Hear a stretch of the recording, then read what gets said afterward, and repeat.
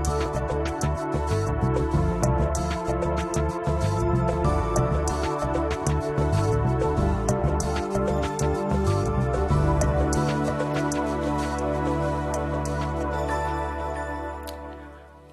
am a chemist, a mountain climber, the executive director of the Green Science Policy Institute in Berkeley, California, and honored to be a board member for the Plastic Pollution Coalition.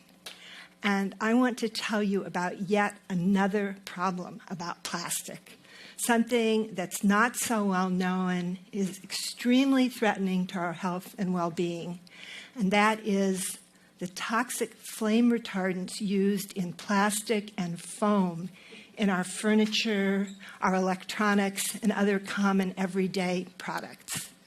But the good news is that this is a problem that we can solve.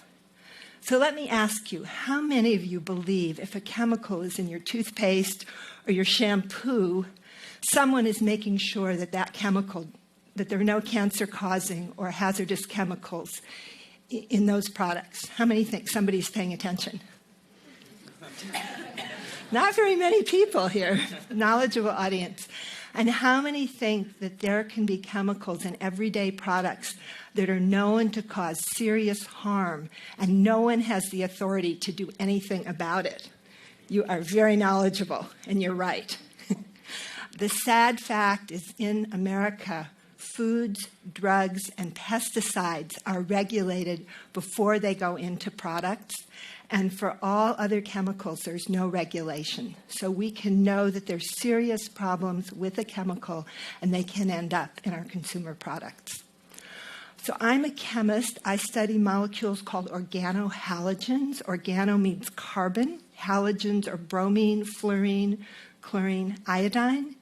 The bond between carbon and a halogen is a very, very strong bond, very long-lived. So organohalogens go into our bodies. They stay for weeks, months, years, the rest of our lives, and they can cause health problems. An example of an organohalogen is this ad from the 50s of Ddt Wallpaper. The pesticide DDT is an organohalogen. A number of the pesticides like DDT that were banned in the 80s. This mother thinks she's doing a good deed for her daughter by putting DDT wallpaper in the nursery, protecting her from mosquitoes. But what she doesn't know is a new research result from UC Berkeley that young girls exposed to DDT at high levels have a 5 times greater risk of breast cancer. These girls were exposed in the 50s and 60s, and now, decades later, we have this research result. In the same chemical family as DDT and the organohalogen pesticides are the organohalogen flame retardants.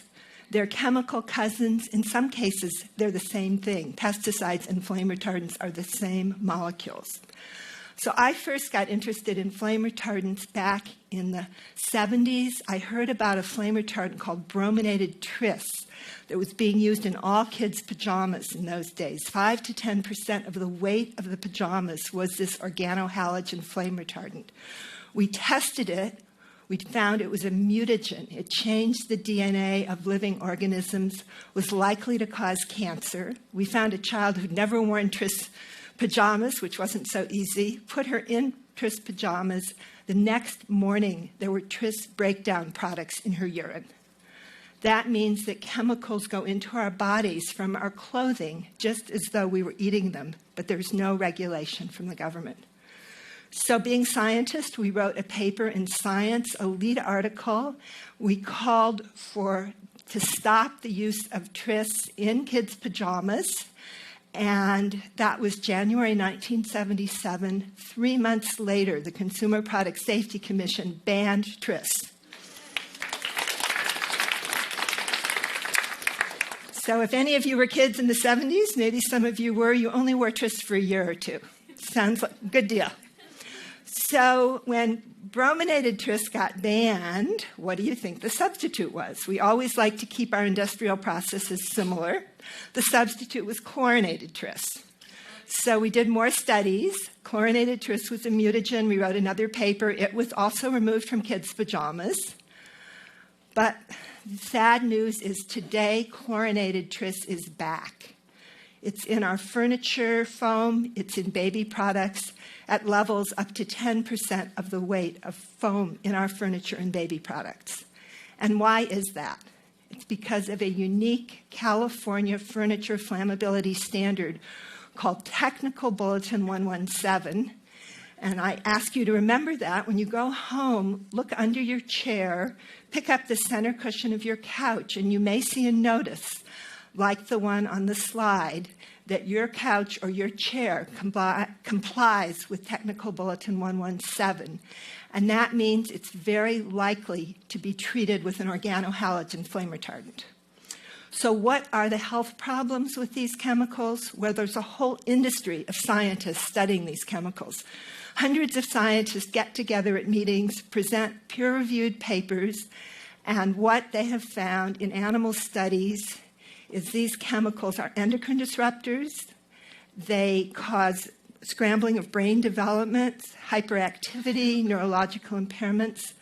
They're reproductive toxins in both males and females. So males have lower sperm counts, females have lower ovarian follicles.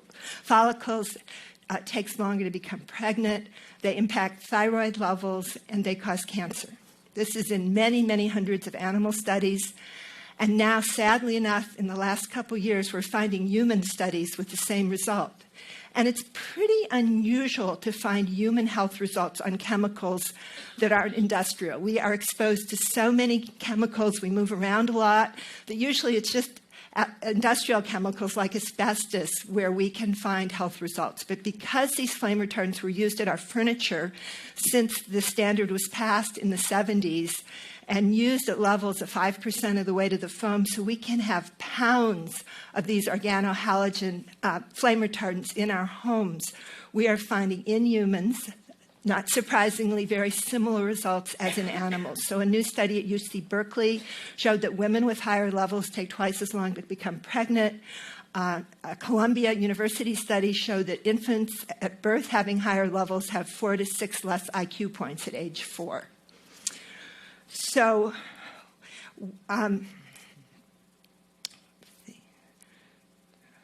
how do the chemicals get into us? They're semi-volatile. They migrate out of products. They're heavy. They drop into dust. We have dust on our hands, maybe eat a French fry. They go into our bodies, and they stay. They're lipophilic, fat-loving. So they stay in our fat. They stay in breast milk. Sadly enough, a number of studies show that children have 3 to 4 times the level of their mothers because they get the same level as their mother through the placenta. They get a second dose from breast milk. American mother's breast milk has record levels of flame retardants. And then toddlers with hand-to-mouth behavior get more flame retardants in their bodies. And this is at the time of reproductive and brain development, a time where you do not want exposure to such chemicals. The highest levels are in cats because they're in the dust, they lick their fur, they have levels 100 to 1,000 times higher than humans. So that's my cat, Midnight. And Midnight went from being a 15-pound cat to a 5-pound cat. The vet diagnosed hyperthyroid disease, said that disease had never existed, and there was now a mysterious epidemic of hyperthyroid disease. He thought it was a chemical.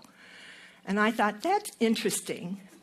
Penta, that flame retardant that we have used, by the way, Penta was used, 98% of the use was in mostly California and in North America, other places where furniture manufacturers followed the California standard. I thought, I wonder if it could be Penta, because Penta causes thyroid problems in mice, rats, kestrels, frogs, and Penta workers have higher incidences of thyroid problems. So we sent a sample of our house dust and Midnight's blood to a veterinary epidemiologist in Illinois. The result came back that our house dust and Midnight's blood were the highest level they'd ever measured in this toxic flame retardant. And that's because it was an Illinois study and we lived in California. So I checked my furniture and everything in my house was 5% Penta. So that's my couch. And you see it went into the dumpster But where is a way? There's studies that show penta leaches out of landfills, and dust with penta ends up in sewage treatment plants. And the National Oceanic and Atmospheric Administration did a study looking for penta around our coast and found that everywhere there were cities, there were high levels of penta in sediments and bivalves, which is the bottom of the marine food chain. So it builds up from the sediments to the bivalves to the small fish, the large fish, it bioaccumulates. So when it comes to chemicals like penta, we're one world. There are high levels at the North Pole and the South Pole because of the currents. When you look in animals, you see it in Tasmanian devils near the South Pole, polar bears near the North Pole. 98% of this chemical was used in North America, primarily to meet our California furniture flammability standard. Killer whales have very high levels. The highest levels ever recorded are marine mammals off the coast of California. A recent paper on killer whales was entitled Flame Retardant Killer Whales because their levels are so high. Killer whales do not need flame retardants. So is there a fire safety benefit? And the answer is no. Can you believe that? So the graph on the left, if you compare some foam in blue without a flame retardant and the one with red on the right with a flame retardant, it takes 3 more seconds. The flame retardant makes your foam burn 3 seconds more slowly. You get 3 more seconds. But then there's fire toxicity. When you compare with and without flame retardants, you get twice as much smoke, 6 times as much carbon monoxide, and 90 times as much soot. And what do you think kills you in a fire? You're in a hotel room, you smell smoke, you open the door, there's soot, smoke, you close the door, you die. The carbon monoxide gets you. So this is what we get for putting penta in our furniture. So we don't want this, right? Let's change the law. So for 4 years, I have supported, our group, Green Science Policy Institute, has supported legislation in Sacramento for a flammability standard that would provide more fire safety, a flammability standard for fabric, because what burns first? Fabric, that would not use toxic chemicals. And the result was a marketing campaign from the chemical industry. Maybe some of you remember full-page ads in the papers, radio, TV, glossy mailers, all paid for by a front group called Californians for Fire Safety, who are the 3 companies that manufacture the chemicals. Now, this might sound a little discouraging, but I don't seem discouraged because we've actually had many, many successes. It's only 3 companies.